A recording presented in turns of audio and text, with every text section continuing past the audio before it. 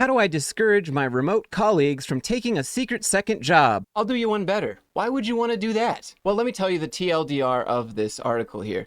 He's essentially saying that if you have a remote job and apply for another remote job, you're taking away jobs from people that want jobs. So by that logic, if you have a car and want to buy another car, you're taking away cars from other people that want that same car as you do. Doesn't matter why you might need that second car because you already have one, okay, bud? Oh, there's only so much to go around. Yeah, because new jobs aren't created every day. And just because you don't have a remote job and you apply to it doesn't mean you'll get it. Maybe the person that already has a remote job is still a better candidate. This argument is weak, but again, that's why it's the ethicist, someone else pushing their ethics onto other people in hopes that maybe a few people will believe it and just assume, okay, well, I guess I'll just work really hard at my one job because other people out there, they need, yeah, they do. And they can still apply to all the same remote jobs as you, but you can do the same. Don't let some guy who gets paid to write ethics articles on the New York Times tell you how to feel. Let's properly dive in and just break down the rest of this argument. There's a growing trend among experienced workers in the tech industry to work 2 full-time jobs at once. Their justification for doing so is that they're being paid for their services, and as long as they accomplish their task before their deadlines, it's fair play. Well, hold on, I think you've oversimplified their justification there. They might also be doing it because they have bills, because they have family, because they're trying to grow something,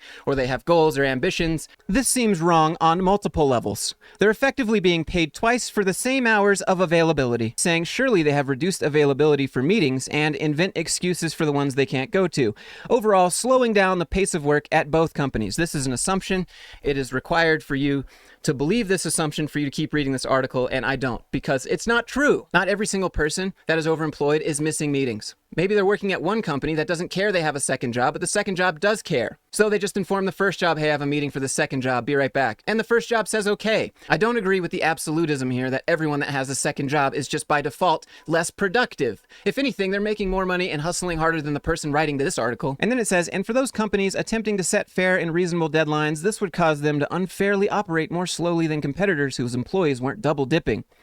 Again, we have the assumption based that if you work 2 jobs at once at the same time, you're just automatically slowing both companies down. It's hard not to laugh at this. Does anyone read this and go, oh, I guess that's true? Maybe they're hoping, but don't do that.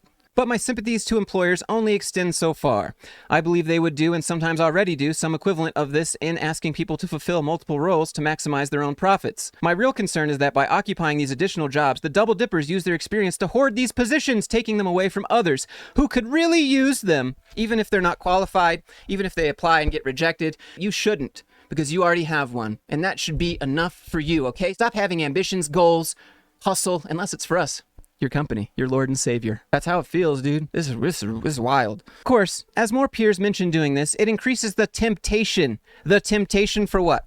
Temptation to have a better life, temptation to make more money, temptation to grow their skills, temptation for what, Mr. Ethicist? Do you have advice for how I might encourage peers to refrain from going down this path without coming across as judgmental or seeming to accuse them of being unethical? Wait, hold on. You're telling me this was just like a question that came in?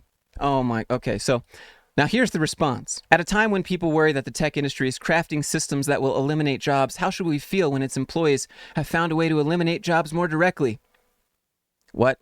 There are efficiency issues that you raise by pulling a fast one. These workers may be also pulling a slow one. And of course, there's ongoing dishonesty that comes of juggling 2 employers who are also providing benefits like subsidized healthcare and life insurance. No, there's not just automatic dishonesty because someone has 2 jobs. People are open to use their words. They can talk with their companies and be like, hey, I have a second job. You don't care as long as I'm getting my work done. I know I'm really crushing it here, so like, might as well, right? Oh yeah, that's cool. Just make sure you get your stuff done. We'll check in with you. Let us know if you have an overlapping meeting or something. We can push things around. That's what normal people do. That's what groups and teams do. They work together and they don't just stick to these arbitrary deadlines that don't make any sense. They look at the output and they look at the productivity. And then this part blows my mind. Oh your point about job hoarding is a sound one. No, where?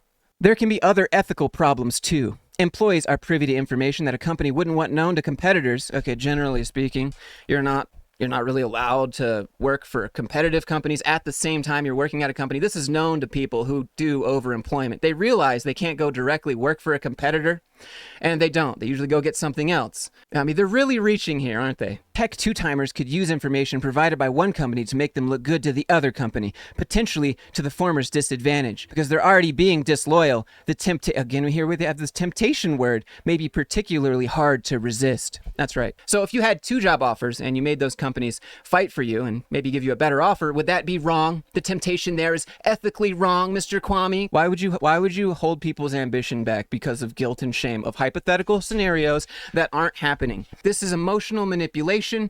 This is narcissism in a nutshell, if we're being completely honest. Talking to tempted peers, you might note how the practice can affect the atmosphere of the workplace. It can make everything more transactional by fraying trust. A job is transactional. That's all it is. Loyalty is not a thing. Get out. Come on, stop with this nonsense. You might also need to ask about the cost that would be imposed on them. The need to keep their lies straight can be corrosive too, not to mention stressful. Yeah, because people that have 2 jobs are just automatically corrosive, toxic, lying employees. And they don't do good work, and it's ethically wrong, and they're taking jobs from other people who might want it, might not want it, but you don't know, but you're taking it if you apply to it and get that job. New York Times? New York Times, bro. This is on New York Times. They couldn't do better than this. If people like the idea of working for more than one company, they can see if they can become a consultant or another kind of service provider. Okay, so what's the difference here if you're applying to another remote job and just say, hey, actually, can you turn that into a consultant job and let that be remote? Now it's perfectly okay. Now it's fine. But isn't it up to the companies to decide if they want a W-2 employee or a consultant? So in the end, it would actually be the company's fault for gatekeeping these jobs by deciding who they want as consultants and who they want as actual remote employees. Did you even think before you typed this out? All about the company. The loyalty such interactions generate can be an important asset, and a company that wants its employees to function remotely in part because that's what workers want probably needs to figure out other ways of engaging people with one another in order to build a sense of team and working together. Okay, this is so much garbage. But what do you think? Are you taking cars away from people because you want to buy another car? Let me know down in the comments below. I think it's pretty clear what I think. If you enjoyed this video, do me a favor, click the subscribe button, click the like button if you enjoyed it, double smash the thumbs down button if you hated it. Really let me know. Now, as for the positive shout out in this video, I want to give a shout out to my friend for many years, Zarin Namir on Twitch. Right now he streams Path of Exile 2, super chill streamer, super interactive. Get through one of the stages, so after the next boss, I'll be able to buy more stuff from her, but there's no guarantee I'm going to find a minor boon. This is guaranteed. So this may not do anything. This always will do something. And I always have a good time when I'm there. So you can check his stream out with the link in the description. Now, having said all of that, if you're tired of the corporate nonsense and you're looking for ways to get around all of this, then check out my courses and products at joshuafluke.store. All sorts of ways to hack the cover letter, interview, resume, learn about all the ways they try and manipulate you and how you can do it back to serve your own best interests, just like they do. It's never been as clear as this article. I hope everyone's doing really well. Thanks so much for everything, and I'll see you in the next one.